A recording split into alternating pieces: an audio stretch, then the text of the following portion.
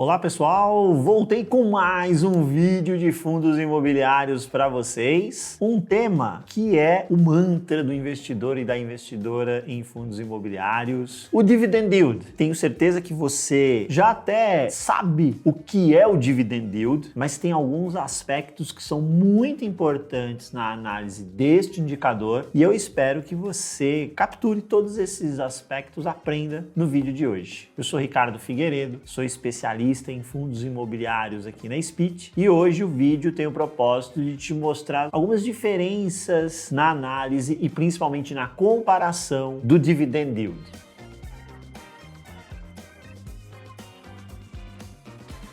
Vamos começar com cálculo. Como a gente chega no número do dividend yield? Então, o dividend yield, sigla sempre DY, é a renda gerada pelo fundo imobiliário sobre o valor da cota. Importante destacar que quando você estiver falando do dividend yield de uma ação, o cálculo é o mesmo. É o dividendo pago, a renda paga sobre o valor da cota. Essa é a maneira de a gente calcular. O ponto é que você pode expressar o dividend yield em diferentes tempos. O que eu quero dizer com isso? Você pode expressar o dividend yield ao mês, você pode expressar o dividend yield ao ano. A bem da verdade, você pode expressar o dividend yield ao bimestre, ao semestre, ao trimestre, na escala temporal que você quiser. Basta que você adeque esta variável aqui, a renda. Então, tudo vai depender do quê? De qual renda você pegou. Se você pegou a renda do mês, o teu dividend yield é ao mês. Se você pegou a renda anual, o teu dividend yield é ao ano. Mesmo pegando o dividend yield ao mês, a gente pode anualizar, mas eu já vou mostrar isso para vocês. Então lembre-se sempre, peguei a renda do mês, tenho o dividend yield mensal. Peguei a renda do ano, tenho o dividend yield anual ao ano. O dividend yield sempre vai ser expresso em percentual. Então é um percentual ao mês ou um percentual ao ano. Exemplo, 0,95% ao mês, 0,75% ao mês ou 8% ao ano, 12% ao ano. Você pode colocar casas depois da vírgula, 12,5, 12,75, por aí vai. Enfim, o importante é a gente ter isso em mente. Se a gente está falando da renda mensal ou da renda anual, na maioria absoluta dos casos, a gente vai estar falando da renda anual, certo? Quais são os tipos de dividend yield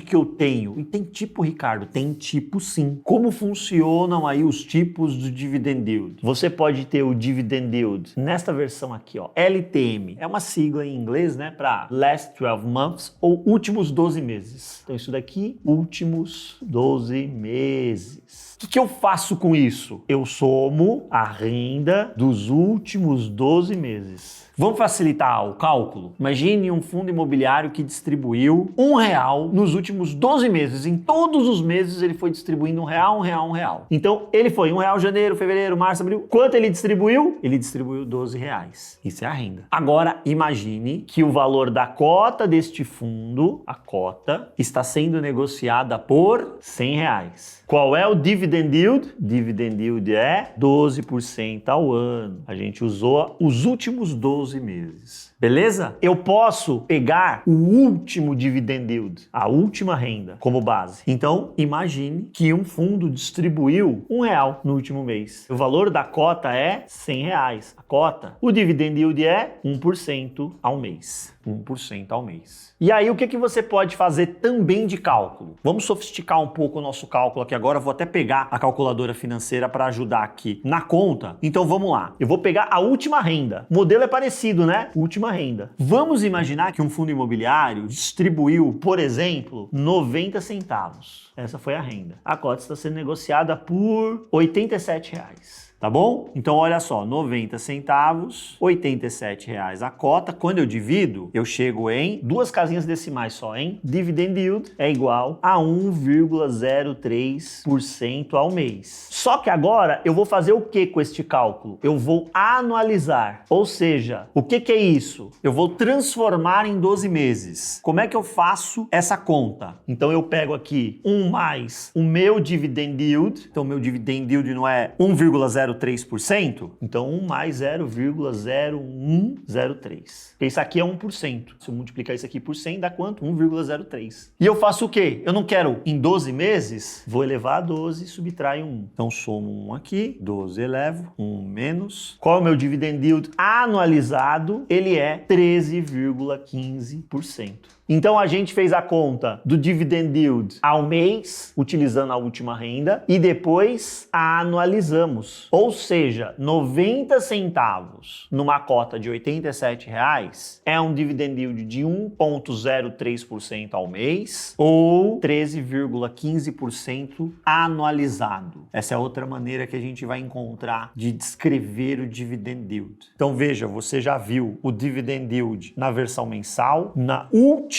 12 meses, você já viu a última renda anualizada, então eu estou anualizando, expressando ao ano, porque as pessoas gostam de enxergar nessa visão anualizada. Tem mais uma opção também, que é o chamado, infelizmente, gente, eu não sou fã disso não, tá? Mas é que o pessoal gosta de colocar os termos em inglês, tá? É o dividend yield forward, que é adiante. Isso daqui é o quê? É a renda esperada sobre a cota atual. É uma estimativa, uma esperança para o dividend yield. Então eu espero que o dividend yield de um determinado fundo imobiliário nos próximos 12 meses, ele seja, por exemplo, R$ 13,50. E a cota está R$ 100.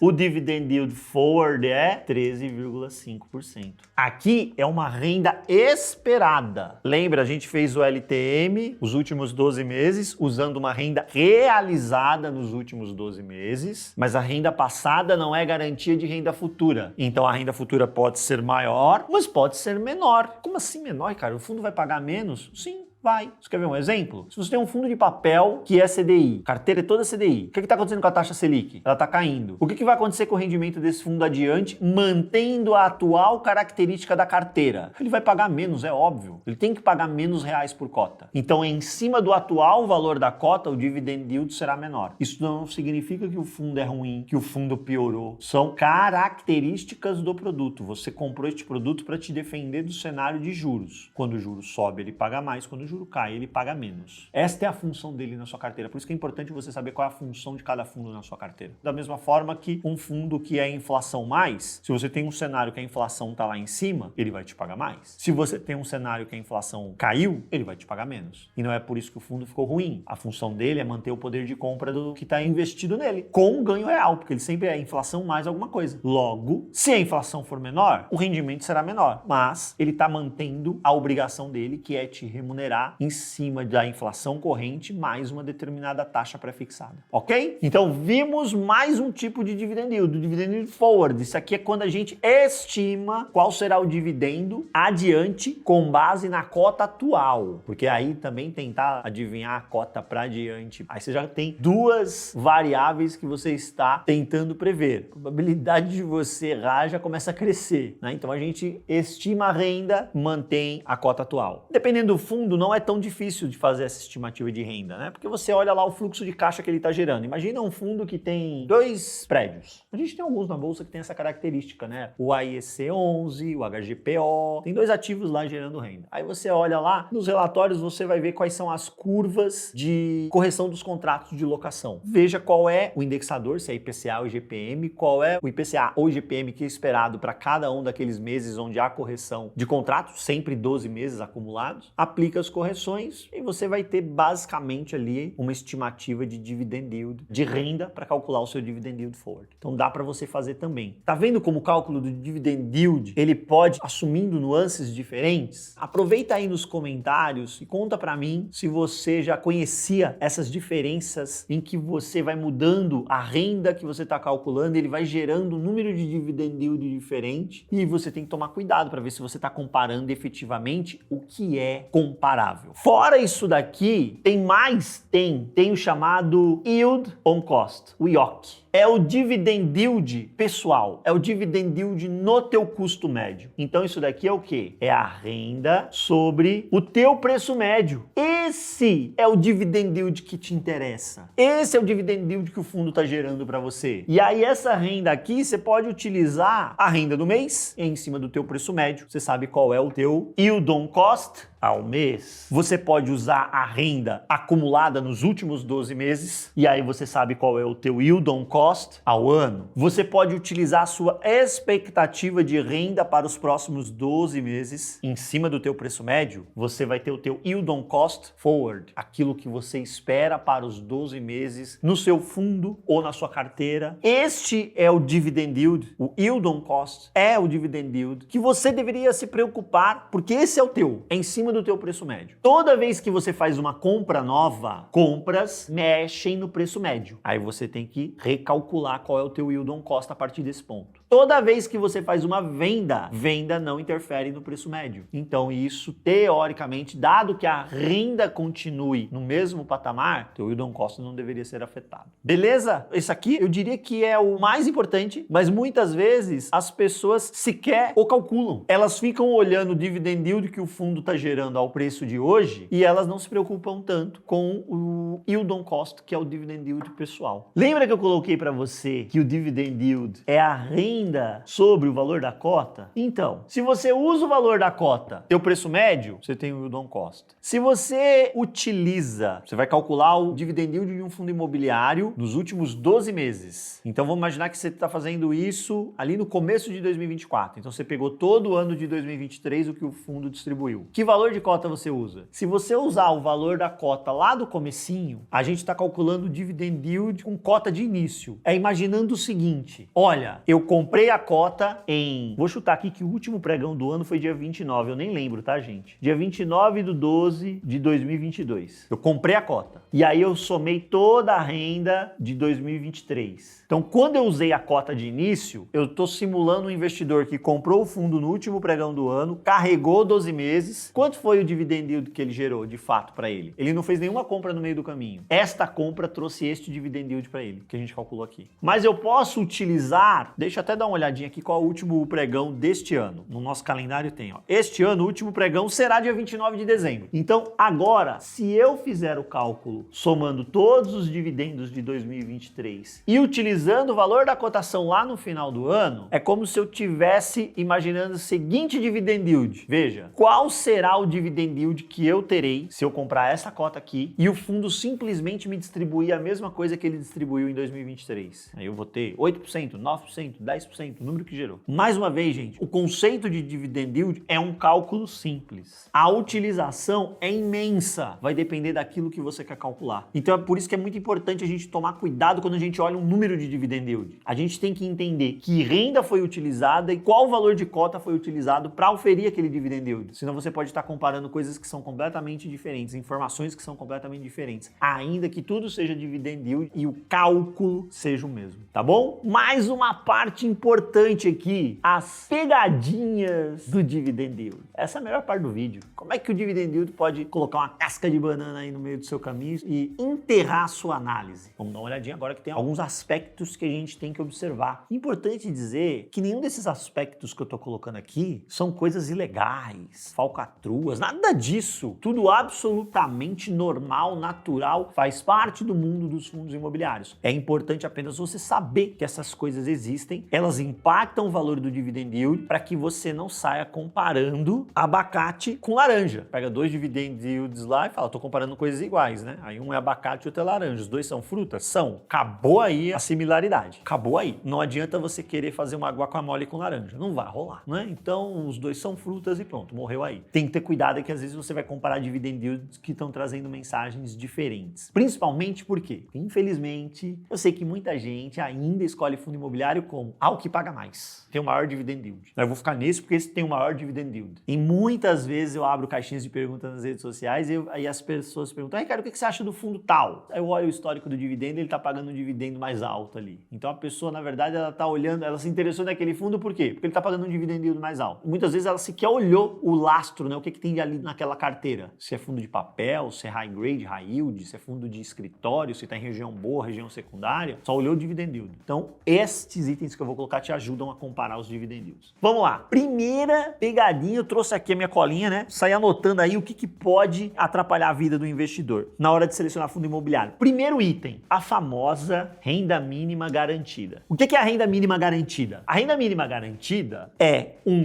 dinheiro que entra no caixa do fundo, pago pelo vendedor de um imóvel, como se fosse o aluguel daquela área, ainda que ela esteja vaga. Por exemplo, um fundo de logística foi lá e comprou um condomínio logístico. Esse condomínio logístico está vago. Ele combinou com o vendedor o seguinte, olha, ele está vago, durante o primeiro ano você vai me pagar uma renda equivalente a 8% ao ano. Todos os meses você vai me pagar. Se eu alugar, aquilo que eu alugo, abate isso daí, você paga menos. Se eu alugar toda a área, essa renda de pelo menos 8% ao ano, você não precisa me pagar mais, mas é só para eu ter um fluxo de caixa garantido aí neste primeiro ano, porque eu preciso pagar dividendo para os meus cotistas. Então eu só estou comprando um imóvel vago, mas ele precisa me gerar alguma renda aí no começo. O vendedor topa, é óbvio que isso vai para dentro do preço do ativo, não tem almoço grátis no mercado financeiro, isso vai para dentro do preço do ativo. É como se o fundo estivesse tirando de um bolso e recebendo no outro. Mas tem benefício tributário aí, por aí vai, tá bom? Beleza, então você tem a renda mínima garantida 12 meses. Vamos imaginar que nesse exemplo que a gente deu do condomínio logístico, então aqui é um ativo de logística, essa renda mínima garantida, ela representa mais ou menos R$22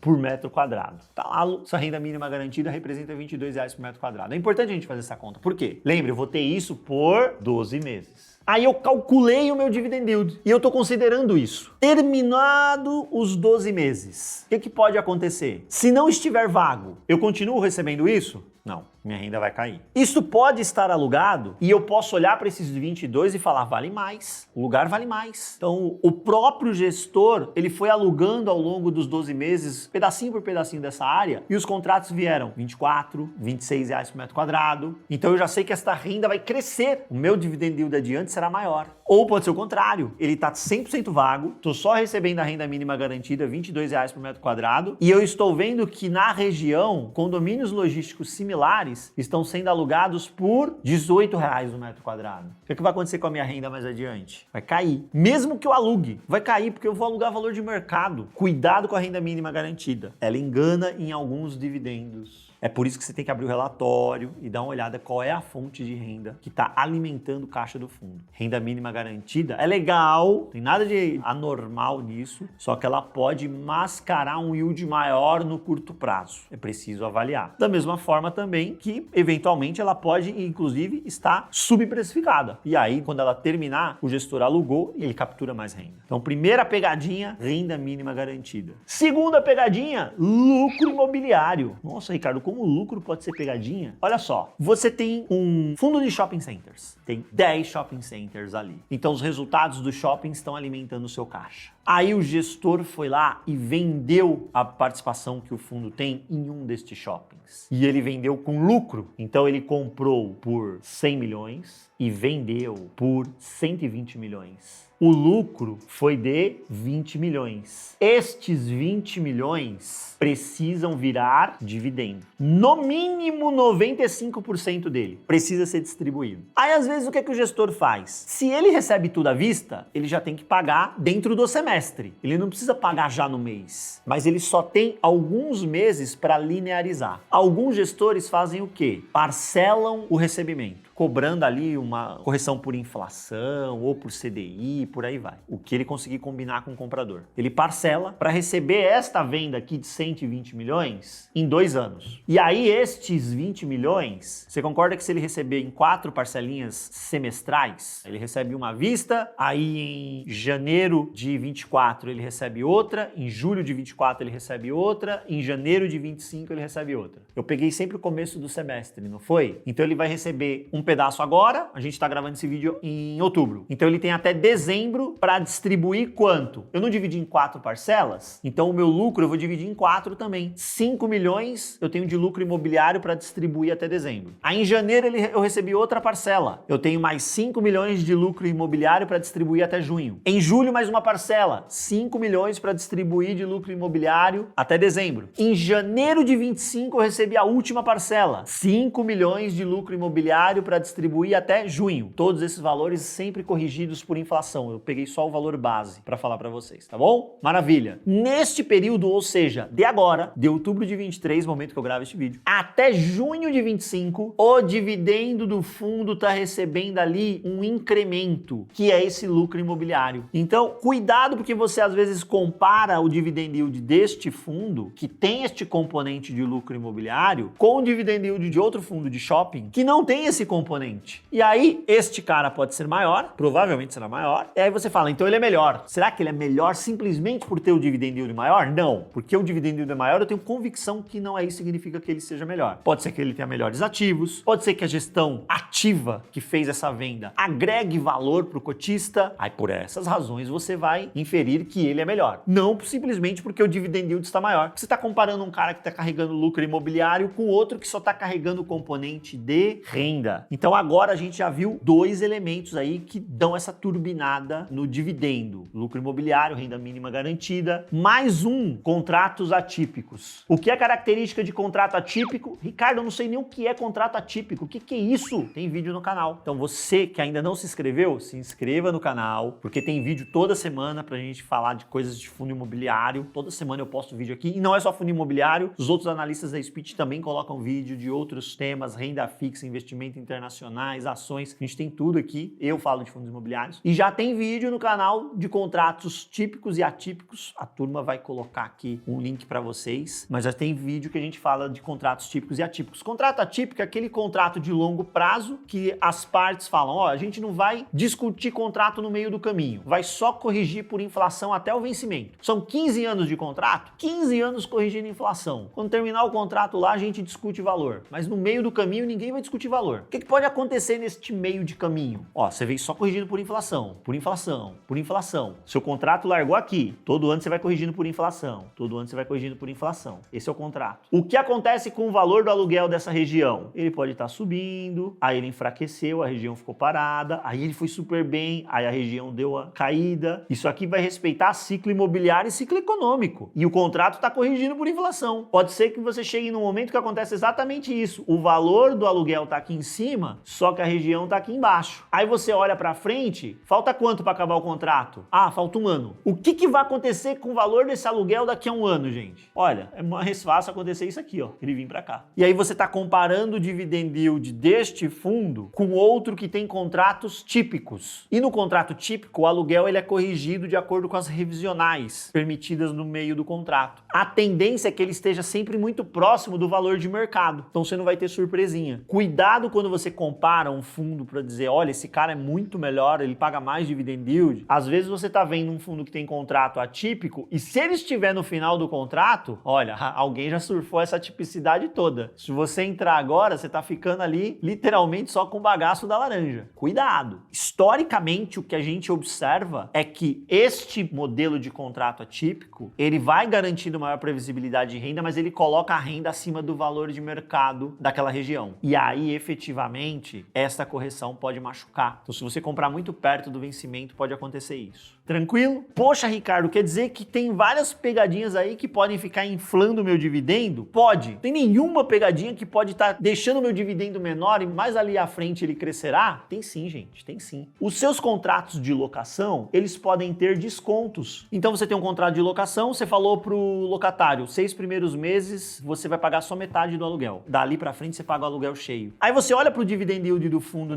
vamos imaginar que é um imóvel que pesa nesse fundo, tá? Você olha ali no comecinho, então no comecinho a renda tá menor. A renda tá vindo aqui assim, ó, porque eu tô com desconto. Aí terminou o desconto, a renda vem pra cá. Quando eu olho o dividend yield aqui, ele vai estar menor, mas adiante ele crescerá. Então cuidado, porque às vezes você, por conta de alguns poucos meses, ignora um fundo que tem uma capacidade de geração de renda muito maior depois que esses descontos saírem. E você dá algum desconto ali, 2, 3 meses no começo do contrato é absolutamente normal. Escritório na Faria Lima, tem. Condomínio logístico Raio 30 de São Paulo, em Cajamar, em Extrema, tem. Então, os melhores imóveis nas melhores regiões tem isso. Ocorre que às vezes você está falando de um imóvel super difícil, escritório em Alphaville. Às vezes o gestor dá lá 1 ano de desconto no contrato. Aí essa renda vai demorar mais para aparecer. Isso que é importante entender essa relação. Tem pegadinha em fundo de CRI? Tem. Em fundo de CRI, a pegadinha que a gente tem que observar é o indexador. Como assim o indexador, Ricardo? O indexador, ele vai flutuar. O indexador vai flutuar. O que eu quero dizer para você? É o seguinte, inflação. Você pega um período, final de ano, e historicamente, não é regra, historicamente, final de ano tem mais inflação, tem mais IPCA. O IPCA é maior. Isso significa que no finalzinho do ano, começo do ano seguinte, os dividendos de fundo de CRI tendem a ser um pouquinho melhores. Na metade do ano, final do primeiro semestre, comecinho do segundo semestre, historicamente, não é regra, historicamente, o IPCA ele tende a ser menor. Então você pega o comecinho do segundo semestre, o dividend yield dos fundos de papel tendem a cair. Aí você olha o valor da distribuição, o valor do dividend yield, se você perpetua nos dois momentos, você pode ter informações precipitadas de curto prazo. Se você pega o de começo de ano e fala, ele vai pagar isso adiante, e aí vem um IPCA menor, ele paga menos. Se você pega o de meio de ano e acha que ele só vai pagar aquilo e aí não investe, aí chega no final do ano ele paga mais e te surpreende. Então é importante conhecer essa questão da flutuação do indexador. Quando é fundo de CRI, você tem que ver se vai mexer na Selic. Se a Selic cai, ele vai te pagar menos. Se a Selic sobe, ele vai te pagar mais. Tão simples assim. Cuidado com a flutuação do indexador na hora de comparar o dividend yield. E em FOF, onde está a pegadinha do dividend yield do FOF? É o dilema TIR versus renda. Ou seja, ganho de capital versus renda.